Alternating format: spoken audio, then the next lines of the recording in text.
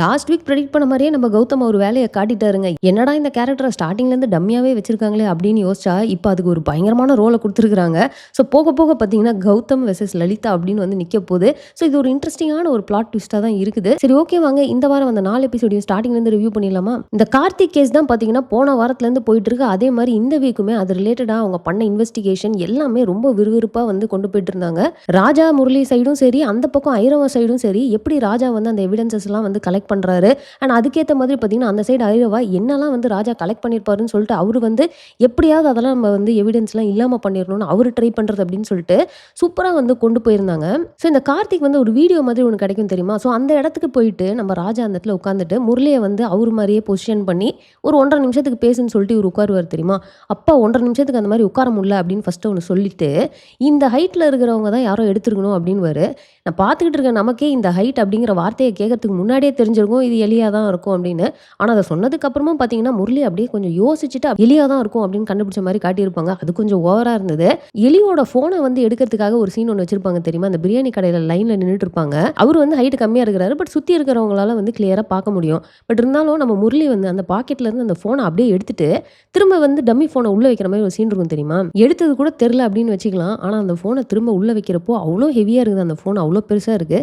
அதை பாக்கெட்டில் போட்டது கூட வந்து எலிக்கு ஃபீல் ஆகல. அவர் எந்த விதமான ரியாக்ஷனுமே இல்லாமல் நின்றுருப்பாரு. சரி, எலியை விடுங்க, அவங்களோட ஆளே ஒருத்தர் கூட நின்று இருக்கிறாரு. அவருக்கு வந்து முரளி இந்த பக்கமும் அந்த பக்கமும் போறப்போ போனை எடுத்து வச்சது கூட அவர் பார்க்கல அப்படிங்கிற மாதிரி தான் இருந்துச்சு. ஸோ கார்த்திக் வந்து இறந்து போனப்போ இவங்க ஆளுங்கெல்லாம் என்ன பண்ணாங்க அப்படிங்கிற மாதிரி ஒரு சீன் ஒன்று காட்டியிருப்பாங்க தெரியுமா? அதுல நம்ம ஐரவா வந்து அந்த கார்த்திகை வெட்டுற மாதிரி ஒரு சீனு. அது வயலன்ஸ் அப்படிங்கிறதெல்லாம் தாண்டி ஐரவாவோட ரியாக்ஷன் அப்படின்னு சொல்லிட்டு அது ரொம்ப சைக்கோத்தனமா வந்து இருந்திருக்கும். கிட்டத்தட்ட அது வந்து ஒரிஜினல் ஃபுட்டேஜ் எப்படி இருக்கும்னு தெரிலங்க. ஏன்னா அது எடிட்டிங்ல வந்து கவர் பண்ற அளவுக்கு வந்து ரொம்ப சைக்கோத்தனமா அந்த சீன் இருந்தது. அதை பார்க்குறப்போவே ஒரு மாதிரி இருந்தது. ஸோ இப்போ எலி வந்து மாட்டிக்க போறாரு. அண்ட் அவரு கண்டிப்பாக உண்மையை வந்து போலீஸ் ஸ்டேஷனில் சொல்றதுக்கு சான்ஸ் இருக்குது அப்படின்னு சொல்லிட்டு எலியை வந்து போட்டு தள்ளணும் அப்படின்னு ஒரு பிளான் பண்ணுவார் தெரியுமா? அதுவும் அந்த இடத்துல அந்த வக்கீல் வந்து சொல்லுவார், ஐயோ தப்பா மட்டும் யோசிச்சிடாதீங்க அப்படிங்கிறப்போ, இது தப்பு இல்லடா, தியாகம் அப்படின்னு சொல்லிட்டு ஒரு வார்த்தையை சொல்லுவார். அதே மாதிரி எலியை கூப்பிட்டு பெரிய லெவலில் கன்வின்ஸ் கூட பண்ணல. அந்த சீனே ஒரு மாதிரி இருக்கும். ஏன்னா எலியை கூப்பிட்டு இந்த மாதிரி நீ செத்துரு அப்படிங்கிற மாதிரி கேஷுவலாக சொல்கிறாரு. அவருமே வந்து சரி, ஓகே, உங்களுக்காக நான் பண்ணுறேன், நீங்கள் உங்கள் கையால் எடுத்து கொடுங்க, நான் சந்தோஷமாக பண்ணுறேன் அப்படின்னுவாரு. அந்த சீன்லாம் பார்க்குறப்போ ஒரு மாதிரி இம்பாக்டே வேறு மாதிரி இருக்கும். கடைசியாக பார்த்தீங்கன்னா எலி கூட ரொம்ப சோகமாக என் பொண்ணை வந்து பெரிய ஆள் ஆக்கணும் அப்படின்ற மாதிரி சொல்லிட்டு அழுதுகிட்டே போகிற மாதிரி இருக்கும். ஸோ அந்த என்டையர் சீக்வன்ஸே வந்து ஒரு மாதிரி என்னடா இந்த அளவுக்கு ஒரு வெறி பிடிச்சிருப்பாங்களா அப்படிங்கிற ஒரு ஃபீல் தான் கிடச்சிது. அண்ட் நான் முன்னவே சொன்ன மாதிரி எப்படி ராஜா வந்து எவிடன்ஸ்லாம் கலெக்ட் பண்ணுறாரோ, பின்னாடியே போயிட்டு ஐரவா ராஜா என்னெல்லாம் எவிடன்ஸை கலெக்ட் பண்ணியிருப்பார் அப்படின்னு சொல்லிட்டு அவர் ஒரு விஷயத்தை அப்படியே ஃபாலோ பண்ணிகிட்டே போவார் தெரியுமா? இவர் சிசிடிவி ஃபுட்டேஜை பார்த்து அவன் அப்படி என்னத்தை தான் பார்த்துருப்பான் அப்படின்னு தெரிஞ்சுக்கிறது, ஃபாரன்சிக் கால் பண்ணி ஏதாவது ராஜா சப்மிட் பண்ணாராங்க அப்படின்னு சொல்லிட்டு அங்கே தெரிஞ்சுக்கிறது. ஸோ இந்த மாதிரி ஐரவா வந்து எந்த அளவுக்கு வந்து நம்ம ஒரு ஸ்டெப் அஹெடாக இருக்கணும் அப்படிங்கிறதுக்காக அவர் போட்ட எஃபர்ட் எல்லாமே வந்து நல்லா காட்டியிருப்பாங்க. இதில் ஹைலைட் என்னன்னா, நடுவில் நம்ம கமிஷனர் முத்துப்பாண்டிய வரை கொண்டு வந்துருவாங்க. அதாவது நம்ம லலிதாவோட அப்பா. ஸோ அவர் ஸ்டேஷனுக்கு போயிட்டு அவங்கள வந்து மிரட்டுற மாதிரி ஒரு சீன் இருக்கும் தெரியுமா? அந்த இடத்துல நம்ம வாவர் வந்து பயங்கரமாக மாஸ்க் காட்டியிருப்பாரு. இது வந்து கொஞ்ச நாளாகவே நான் நோட் பண்ணிட்டு இருக்கேன். அந்த வாவரை வந்து ஸ்டார்டிங்கில் காமிச்சதுக்கும் இப்போக்கும் அவர் அந்த மாதிரி அந்த டிரான்சிஷன் நம்மளால் வந்து ஈஸியாக பார்க்க முடிஞ்சிடும். ஸோ இந்த இடத்துல அவர் வந்து செம மாசாக வந்து அவர் எப்படின்னா, கமிஷனர் வந்து இந்த மாதிரி எதுக்கு அடுத்த ஸ்டேஷன் கேஸ்லாம் எடுத்து ஹேண்டில் பண்ணிட்டு இருக்கீங்க, ராஜாட்ட சொல்லிவே இந்த மாதிரிலாம் பண்ணக்கூடாதுன்ற மாதிரிலாம் அவர் பயங்கரமாக சொல்லுவார். வாவர் வந்து பண்ணிடலாம் சார், நீங்கள் சொன்ன மாதிரியே பண்ணிடலாம், ஒரு லெட்டர் பேடில் எழுதி கொடுத்துருங்க, நான் கண்டிப்பாக அதே மாதிரி பண்ணுறேன் அப்படின்னு சொல்லிட்டு அதுக்கப்புறம் கொஞ்சம் லென்த்தாக ஒரு மோட்டிவேஷனலாக அப்படி ஒரு ஸ்பீச் ஒன்று கொடுத்துருப்பாரு. அது ஒரு மாதிரி நல்லா இருந்திருக்கும். அண்ட் நம்ம கமிஷனருக்கு வந்து இது ஈகோ ஹர்ட் ஆகி தான் வந்து அவர் போவார். அவர் வந்து இதை பர்சனலாக எடுத்துக்கிட்டு கண்டிப்பாக இவங்களை நான் வந்து ட்ரான்ஸ்ஃபர் பண்ணுறேன், இல்லை ஏதோ ஒன்று பண்ணுறேன்டா அப்படின்னு அவர் ஒரு வெறியாக இருப்பார். ஆனால் நம்ம ராஜா அந்த இடத்துல தான் ஸ்மார்ட்டாக ஒரு மூவ் பண்ணியிருப்பார். என்னன்னா, நேராக ஐரவாக்கே வந்து கால் பண்ணி ஓப்பன் சேலஞ்சு நான் கொடுக்குறேன், என்ன நீ ஒரு பயங்கரமான வில்லன் நினச்சேன், இப்படி டம்மியாக பண்ணிகிட்டு இருக்கியா அப்படிங்கிற மாதிரி அவர் கேட்பாரு.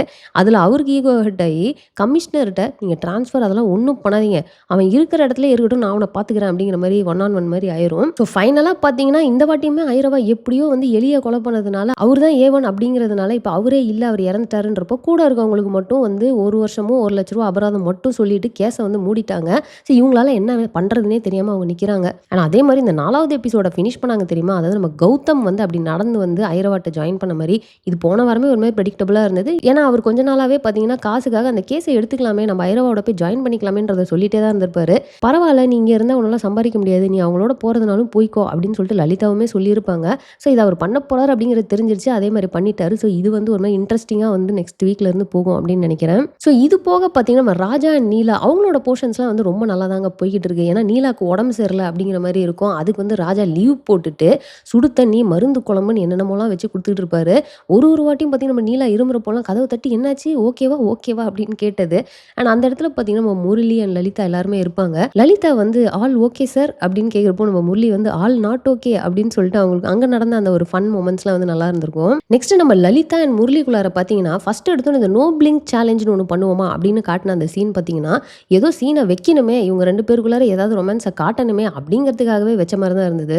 அடுத்து நம்ம முத்துப்பாண்டி பார்த்தீங்கன்னா, நேரா லலிதாவ வந்து பார்ப்பாரு. பார்த்துட்டு, "நீ எதுக்கு உனக்கு வேற கேஸே இல்லையா? எதுக்கு இந்த கேஸ் எடுத்து நடத்திக்கிட்டு இருக்க?" அப்படின்னு சொன்னதா இருக்கட்டும். "உனக்கு நான் இவ்வளோ சுதந்திரம் குடுத்ததே தப்பு. அதனால தான் நீ இப்படி வந்து நின்னுட்டு இருக்க." அப்படின்னு கேட்கிறப்போ, நம்ம லலிதா வந்து, "ஓ! நீங்க குடுத்த சுதந்திரமா? அப்ப நீங்களும் வந்து பிரிட்டிஷ்காரங்க மாரி தான் பண்ணிட்டு இருக்கீங்க அப்படிங்கிறத ஒத்துக்கிறீங்கல்ல?" அப்படின்னு சொல்லி அவங்க பேசினது. "இப்ப அப்பாவா என்ட்ட சொல்றீங்களா? இல்ல கமிஷனரா மிரட்டுறீங்களா?" அப்படின்னு கேட்கிறப்போ, "2மே தான்" அப்படின்னு அவர் சொன்னதுக்கு, இவங்க "அப்பா வந்து எனக்கு சுத்தமா புடிக்காது. கமிஷனர் வந்து ஒரு கரப்டட் ஆஃபீசரு. ஸோ 2 இதுல நீங்க எதாவது சொன்னாலும் நான் வந்து நீங்க சொல்றத கேட்கறதா இல்ல." அப்படின்னு அவங்க சொன்னது. அதுக்கடுத்து பார்த்தீங்கன்னா, நம்ம முரளி வந்துட்டு செம அப்செட்டா இருந்துட்டு, "நான் முன்னவே சொன்னேன் இந்த ரிலேஷன்ஷிப் ஒர்க் அவுட் ஆகாது" அப்படின்ட்டு. "இப்ப பாரு உங்க அப்பா வந்து மிரட்டிட்டாரு. அவருக்கு வந்து என்ன ஞாபகமே இருக்காதுன்னு நெனச்சேன். என்ன பேரோட கரெக்ட்டா சொல்றாரு. இது சரி வராது." அப்படின்லாம் அவர் சொல்றப்போ, நம்ம லலிதா பேசினது நல்லாருக்கும். "ஓ! அப்ப என்ன பிரேக்கப் பண்ணணுன்றியா? ஸோ அப்ப இதே மாரி கல்யாணம் ஆனதுக்கப்புறம் ஏதாவது பிரச்சனை வந்தா உடனே டிவோர்ஸ் பண்ணிருவியா? உன்கிட்ட ஏன் இந்த ஃபைட்டிங் ஸ்பிரிட்டே கிடையாது. கடாமாடு மாரி வளர்ந்துருக்கல்ல. சால்வ் பண்ணணும்." அப்படி இப்படின்னு சொல்லிட்டு அவங்க பேசின விஷயங்கள் வந்து நல்லா இருந்திருக்கும். அதே மாரி லலிதா முரளிக்குள்ளார பார்த்தீங்கன்னா, இந்த ராஜாவோட கார்ல போய்க்கிட்டு இருக்கப்போ ஒரு ஆர்கியூமென்ட் நடந்துட்டே இருக்கும் தெரியுமா? அது இந்த கேஸ் விஷயமா இவங்க வந்து கேஸ் இப்பவே ஸ்டார்ட் பண்ணிடலாம் அப்படின்னு சொல்லுவாங்க. முரளி வந்து இல்ல எவிடன்ஸஸ்லாம் கிடைச்சதுக்கப்புறம் ஸ்டார்ட் பண்ணலாம்னு சொல்லிட்டு மாத்தி மாத்தி அவங்க ஆர்கியூ பண்ணிக்கிறது வந்து நல்லாயிருக்கும். ராஜா வெளிய போறப்போ பார்த்தீங்கன்னா, நீலாவோட அப்பா வருவாரு. செமையா ஷாக் ஆயிருவாரு ராஜாவ அந்த வீட்ல பார்த்துட்டு. உள்ள போனதுக்கு அப்புறமா பார்த்தீங்கன்னா, அவங்க பொண்ணுகிட்ட "அவர் இன்னும் திருந்தலையாடா?" அப்படிங்கிற மாரி தான் அவர் பேசுவாரு. "நீ டிவோர்ஸ் பண்ணப்போ நான் எவ்வளோ சந்தோஷப்பட்டேன் தெரியுமா? எவ்வளோ பெருமையா இருந்தேன் தெரியுமா? என்ன அசிங்கப்படுத்தின ஒருத்தன திரும்பவும் கூட்டு வந்து வீட்ல உட்கார வச்சிருக்கியே." அப்படிங்கிற மாரிலாம் அவர் பேசுவாரு. எப்பா பொண்ணோட லைஃப் நல்லா ஆகுது அப்படின்னு கொஞ்சம் கூட யோசிக்காம, இன்னமுமே அவர் அந்த பழைய இத மைண்ட்ல வச்சுக்கிட்டு, அவன புடிக்காது அப்படின்னா, அவன் இந்த வீட்ல இருக்கக்கூடாதுன்றத மட்டும் அவர் யோசிக்கிறாரே அப்படின்ற மாரி தான் எனக்கு ஃபீல் ஆச்சு. அந்த இடத்துல நீலா பேசின விஷயங்கள் எல்லாமே நல்லாருக்கும். அதாவது ரொம்ப ஓவர் திங்க் பண்ணாதீங்க. கொஞ்சம் மெச்சூர்டா யோசிங்க. அதுவும் இல்லாம அவன் இவன்லாம் பேசாதீங்க. அவரு உங்கள அப்படி பேசினாலும் நான் அலோவ் பண்ண மாட்டேன். யாருக்கா இருந்தாலும் ஒரு மரியாதை குடுங்க அப்படின்னு சொல்லிட்டு, அந்த நீலாவோட கேரக்டரைசேஷனே வந்து ரொம்ப அழகா வந்து பண்ணியிருக்காங்க.